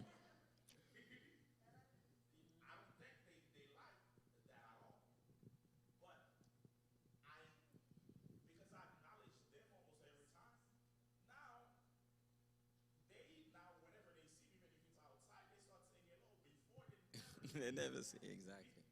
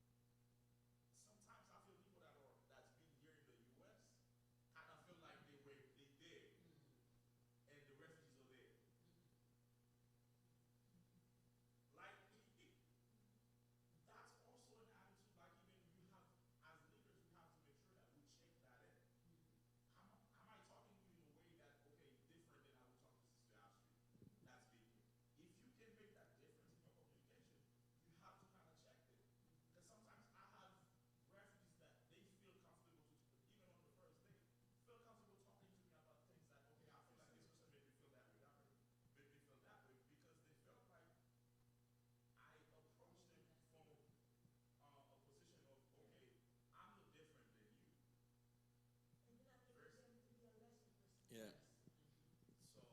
Yeah, and part of that too is to bear in mind that also is not just we're not being cordial only to the newcomers, to the visitors. So when a visitor is here, when they see us spend a minute, like 30 seconds, hugging Sister Acid, talking to Sister Acid, they're like, oh, okay. So it's not just us, but even among them, they are excited to see one another. So they will always feel that, okay, well, I'm at home. I'm at home. Because even though 10 years later, I will get the same type of excitement, the same type of welcome. So when we do this around, we just speak, sending a whole lot of messages out there. Yeah. Exponentially. Yeah.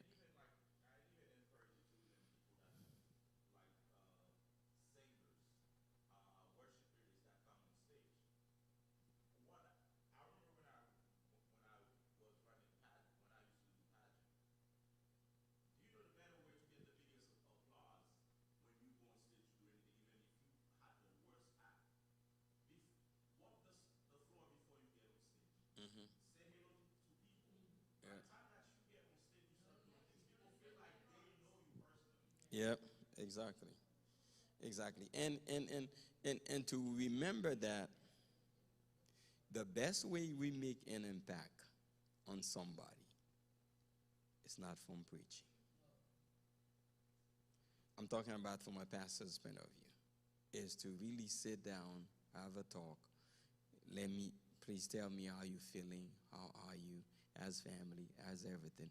That's making a greater impact. You know, the 1 minute that we spend over here and greet somebody and things like that, that is impactful in the life of a ministry, because it could be just 1 minute. God got you.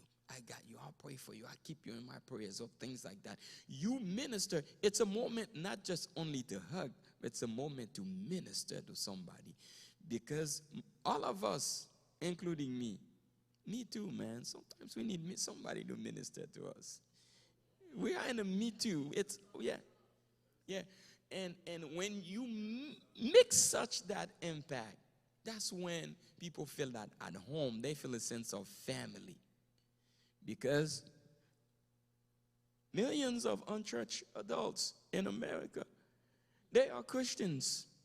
People, they don't go to church. Millions. Not me, it's Banner Research. Banner Research is the top research company that does research for churches in America and internationally, internationally. So it can happen when we all are here to know that healing, there is healing. There is a balm in Gilead to heal the soul. And we all can help each other heal. When we are in a healing church, trust me, healing, do you know, it's psycho-spiritual, right? Healing is psycho-spiritual. What do I mean by that? If somebody at the hospital, all they hear is negativity. You're going to die, you're going to die, you're going to die. Versus somebody who has a terminal illness, who is love, appreciation, they will live longer than the person. All they hear is you dying, you dying, you dying. Because healing is psycho-spiritual. And trust me, more people will be healed when psychologically speaking, we are healed. And the Spirit of God moves better when our minds, our spirit, our mind, mentally we are open to receive the Spirit of God. But if you have blockage, personal stuff from our soul that blocks the presence of the Holy Spirit, even though the Holy Spirit wants to heal, there is no room for that presence to move. So church must be re-church. And we can re-church the church with the spirit of healing. I am healed by the grace of God, and I pray we all are healed. Hurt is always going to be there, but overcoming hurt, that's what we do. And how do we overcome hurt? It's all right here. I'll send you the PowerPoint. I'm not sure if I'll come back to it, although it is loaded. It is loaded. So maybe I'll preach on it one day. Well, when I'm maybe I'll deal in March. I'll deal with church hurts. Yeah, because I think it's good therapy. It's good therapy. Yeah. So I think that's it for now. So any questions before we pray you out? Any last word?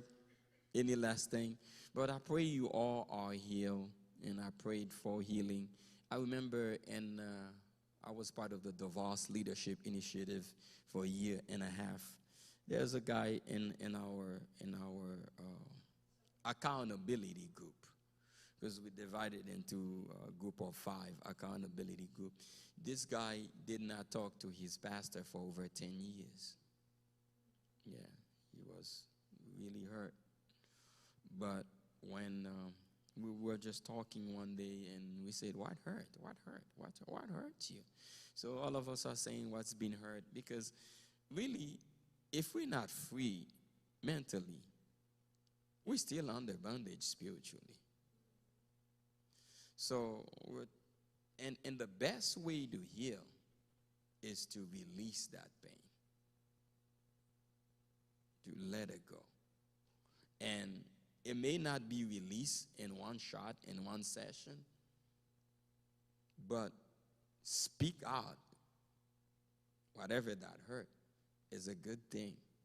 So we spent hours with this brother. He spoke out his hurt, almost like he was talking to his pastor. Yeah, we were right there listening.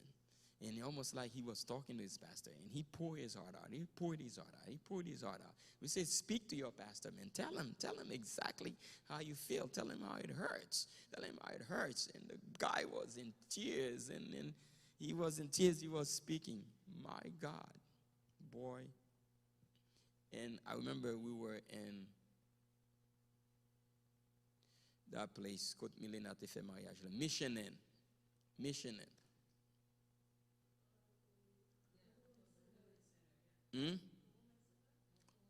No.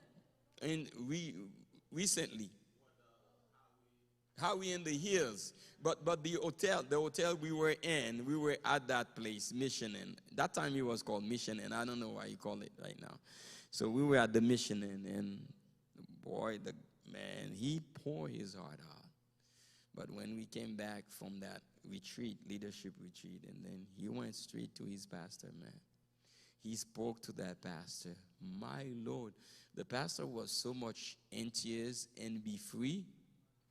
The next Sunday, the pastor stood in front of the church and said, man, anybody that I've hurt, just like brother so-and-so, I apologize. I apologize, because I've never knew that I would be able to hurt somebody that bad. And from taking my pastoral job too seriously, I've hurt so many people. And boy, he stood right there. You see how many people that one man